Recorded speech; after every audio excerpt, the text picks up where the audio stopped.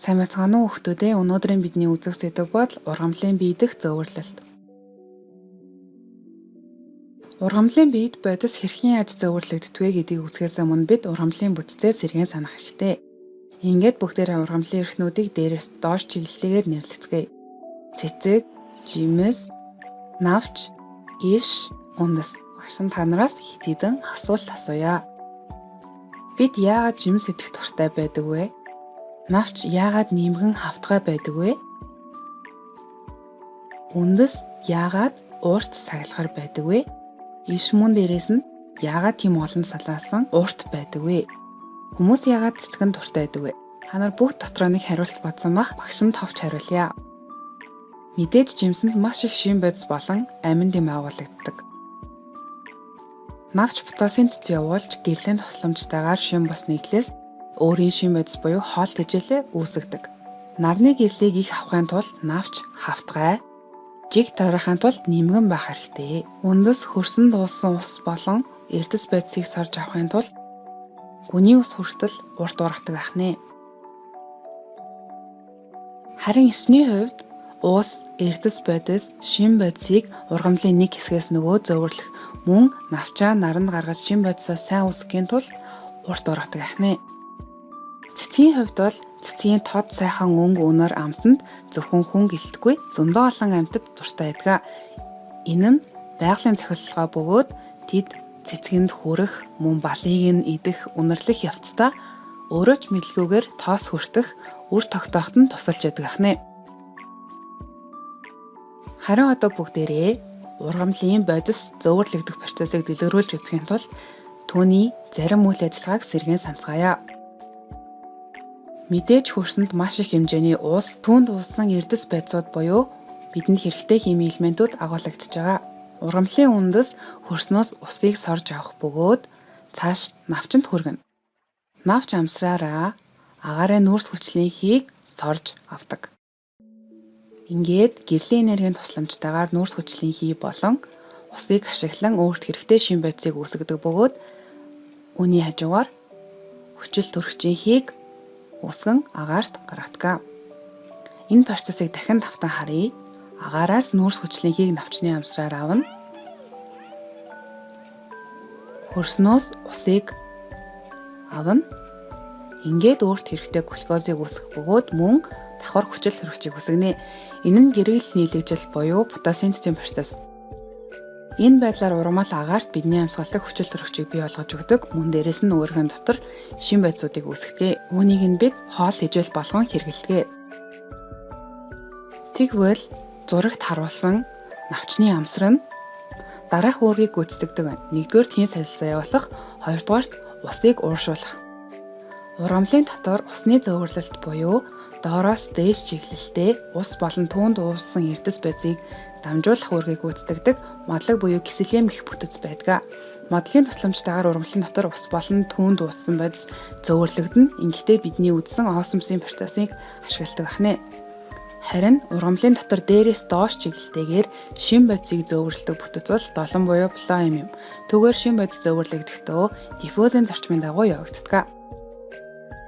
Ингээд тус зураг руу сайтар ажиглавал шин бодисыг фотосинтез явуулдаг навчны эсүүд үүсгэх бөгөөд үүссэн шин бодис долонд орж долонгоор дамжих ба цааш нөөцлөгч эдийн эсүүдэд очдгоо. Жишээлбэл үндэсний эс байж болно.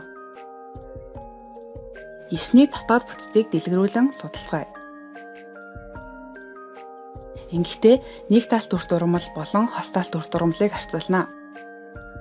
Мэдээж ишний гадна талаар бүрхүүл түүний дотор талд анхдагч холтос, анхдагч холсын дотор талд улаанаар тэмдэглэсэн бүтэц бол дамжуулах багц. Дамжуулах багцын дээд хэсэгт эсгэлэрийн химиэс тогтсон ургамлын хатуу үд байх бөгөөд түүний дор шин бодисыг дамжуулдаг долонгийн дор ус эрдэс бодисыг дамжуулдаг модлог оршино. Долон модлогийн дунд золом гэдэг бүрэлдүүлэгчид оршино. Энэ нь ишний бүдүүрх хөгжлийг хариуцдаг. Дамжуулах багцаас доторх орших хэсгийг гол цилиндр гэж нэрлэнэ. Энэ хэсэгт гол цилиндр болон анхдагч холцыг холбож буй хэсгийг харуулжээ. Харин нэг талт үрт ургамлын хувьд мөн л адил бүрхүүл түүний дотор орших үндсэн эд буюу гол цилиндрийн эдүүд мөн дамжуулах багц харагдаж байна. Тэгээ нэг талт үр дургамал нь ихэвчлэн 1 жил эсвэл нэг улирлын настай, харин хос талт үр дургамал нь олон настай эдгээр ялгаатай. Ийм учраас нэг талт үр дургамлын иш бүдүүрэн хөгжих шаардлагагүй байдаг учраас дамжуулах багцд нь золон байдаггүй байна. Сайн ажиглавал золомтой хос талт үр дургамлын дамжуулах багц эмх цэгцтэй цагираг хэлбэрт оршдог бол золомгүй нэг талт үр дургамлын дамжуулах багцууд эмх замбраагүй байрладаг байна. За ингээд та нар маань ишний хөндлөн огтлолыг ажиглаад нэг талт үр дургамал руу хос талт үр дургамал гэдгийг ялгаж чадгаар боллоо. Үүний дараа модлог долонгийн бүтцийг ашиглан бүгдээрээ транслокац буюу ургамлын биед шин бодис хэрхэн яаж зөвөрлөгддөг вэ гэдгийг үздэгэ. Уг хоолойд модлогийг харин энд долонг харуулсан байна. Ингээд ажиглан харвал долонгийн эсүүд үхсэн эсүүдээс тогтох бөгөөд эс хооронд ихсийн хан өмхрөн очсон байна. Энэ бүтцийг нь модлогийн гуурс гэж нэрлэдэг. Дашрамд хэлэхэд модлогийн эсүүд дандаа үхсэн эсүүдээс тогтдог. Харин долонгийн хувьд амьд эсүүдээс тогтох бөгөөд эс хоорондын хан өмхөрч үгүй болоогүй нүхс үүссэн байдаг. Үүнийг нь шигшүүрт хоолой гэж хэлдэг. Долон нь мөн модлогоос ялгаатай нь амьд эсүүдтэй байх бөгөөд түүний зэрэгэлдээ орших эдгээр амьд эсүүдийг нь дагуул эс гэж нэрлэдэг. За ингээд бүгдээрээ транслокацийн процессыг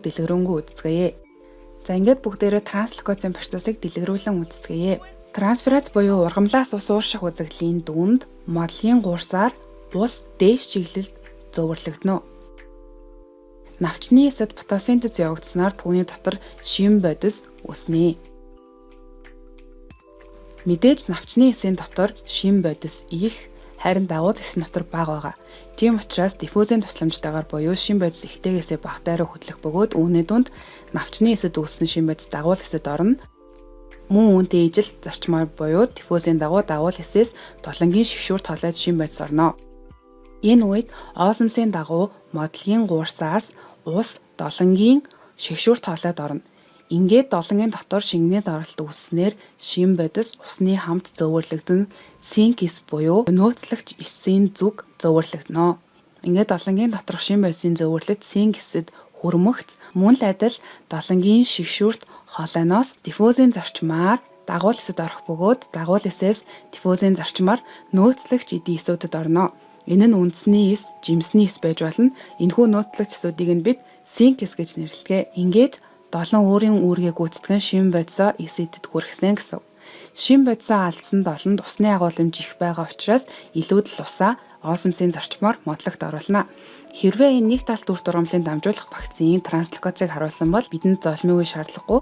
Хэрвээ энэ хос талт үр дургамлын дамжуулах багцын зөвөрлөлтийг харуулж байгаа бол мэдээж тунд нь золмын үе байна. Та нар маань диффуз болон осмосоо сэргийн санаарай. Диффуз нь концентрац ихтэй уусамлаас концентрац багатай уусамл руу бодис шилждэг. Жишээлбэл навчинд сахарын концентрацийг дагуул эсэд бага байсан учраас диффузийн зарчмаар навчнаас дагуул эсийн зүг сахарын молекул шилжсэн. Харин осмосын хувьд концентрац багатаагаас концентрац ихтэй рүү буюу ус ихтэйгээс багатай руу модлогт ус долонд бага байсан учраас осмосын дагуу модлогоос долонгийн зүг ус хөдөлсөн. За сая та нар маань трансферац гэд ярихаар жоохон гайхсан гэж магадгүй багш нь илүү дэлгэрэнгүй тайлбарлаж өгье. Трансферац буюу ургамлаас ус уурших үзэгдэл нь мөн л адил үе шаттайгаар явагдах бөгөөд трансферацийн хамгийн ихний шат бол хөрснөөс усныг үндэсний үсэнцрийн тусламжтайгаар сорж авах бөгөөд сорж авсан усаа апопласт болон симпластын замаар зөвгөрлөн үндэсний дамжуулах багцын модлогт оруулна. Энэхүү модлогт оруулсан усаа дээш чиглэлтэй хөдөлгөөнөөр навч хүртэл дамжуулах бөгөөд навчны дамжуулах багцаас осмосын зарчмаар үндсэн эдэд ус нэвчнэ. Мэдээж эдгээр усны зарим нь фотосинтезд оролцох бөгөөд илүүдл усаа амсрын өмнөх хийд зайд уур хэлбэртэйгээр хоригдлуулна. Амсар нээгдмэгт усны ууршилт явагддаг. Ингээд бүгдээрээ трансферац буюу ургамлаас ус хэрхэн яаж ууршдаг вэ гэдгийг үзлээ. Та нар маань апопласт болон симпластын замаа сэргийн санаарай. Апопласт гэдэг нь усны молекул эс хоорондын зай завсраар дамжих замыг хэлдэг бол симпласт гэдэг нь усны молекул эсийн нүхсүү буюу плазмодесмагаар дамжих замыг симпласт гэж нэрлэдэг. Ийхүү ургамлаас ус уурших үзэгдлийн дүнд буюу энэ процессын тусламжтайгаар ургамлын сорох хүч үүсдэг. Өөрөөр хэлбэл трансферацийн тусламжтайгаар ургамал хөрснөөс усыг сорж авдаг. Мөн дээрээс нь сорж авсан усны молекула доороос дээш чиглэлтэйгээр хөөргөх замаар ургамлын бусад хэсгүүд рүү дамжуулдаг ахнэ. Хамгийн сүүлийн асуулт эс яагаад жижиг байдаг вэ? Мэдээж бид эсийг микрометр гэдэг маш бага нэгжээр хэмждэг. Түүнийг харахын тулд микроскоп ашигладаг. Тэгвэл яагаад эс ийм жижиг хэмжээстэй болсон байт юм бол? Эс бол амьд биеийн хамгийн бага нэгж. Амьд бие байхын тулд бид бодисын солилцоо явуулах хэрэгтэй. Өөрөөр хэлбэл гадаад орчинтой ямарваа нэгэн байдлаар харилцан үйлчлэх хэрэгтэй гэсэн үг. Бодисын солилцоо буюу метаболизмыг анаболизм болон катаболизм гэж ангилдаг. Анаболизм, катаболизмыг зургаар дурсалбал ийхүү харагдах бөгөөд анаболизм нь бидний мэдих нийлэгдэх урвал, катаболизм нь харин задрах урвалыг илэрхийлдэг. Мэдээж энэхүү бодисын солилцоог явуулж амьд биеийн үндсэн шинж амьсгалах, хооллох, өсөх, үржихийг зэргийг нөхцөлдүүлэхийн тулд бидэнд энерги хэрэгтэй. Энерги авахын тулд катаболизмын урвалыг явуулах хэрэгтэй. Мэдээж энэхүү гадаад орчиндөө харилцан үйлчлэхэд хамгийн чухал зүйл бол эсийн зөөвөрлөлт, идэвхтэй зөөвөрлөлт, идэвхтэй зөөвөрлөлт, идэвхтэй зөөвөрлөлт дотроо диффуз, хялбаршуулсан диффуз гэх мэт. Мөн дээрээс нь хамгийн чухал бүтэц бол плазма мембран. Түрүүний саяны хэлсэнчлэн эс бол амьд биеийн бүтэц үйл ажиллагааны нэгж. Тэгэхээр амьд биеийн үндсэн шинжүүд болох өсөх, үржих, хооллох гэх мэт эдгээр процессыг эс явуулж байгаа. Эс энэ процессуудыг асар хурдан явуулж тухайн амьд бие амьд байна.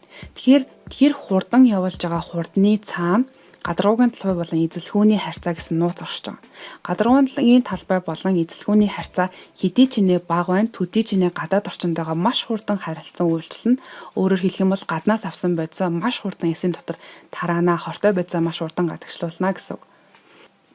Ийм учраас альва амьд биеийн эсийн хэмжээ жижиг байдаг байх нэ. Хэрвээ эсийн хэмжээ том байх юм бол гадаргуугийн талбай болон эзэлхүүний харьцаа ихсэн. Гадаад орчинтойгоо харилцах талбай нь бага, тэгсэн ирнэ тараах эзэлхүүн нь их болж байна гэсэн үг. Ийм учраас эсийн үйл ажиллагааны хурд удаашрнаа. Тийм учраас амьд биеийн эсийн эволюцийн буюу түүхэн хувьсах хөгжлийн дунд болсон бас нэгэн чухал цохилтолгой бол эсийн хэмжээ ахнэ. Эсийн хэмжээ инхүү жижиг байснараа гадаргуугийн талбай болон эзэлхүүний харьцаа бага байснараа эс асар хурдан хугацаанд гадаад орчиндөө харилцан үйлчилж амьд биеийн үндсэн чанараа хурдан хугацаанд үзүүлж чаддаг ахнэ. За ингээ хичээлийг мань дуустал нь үзсэнд маш их баярлалаа.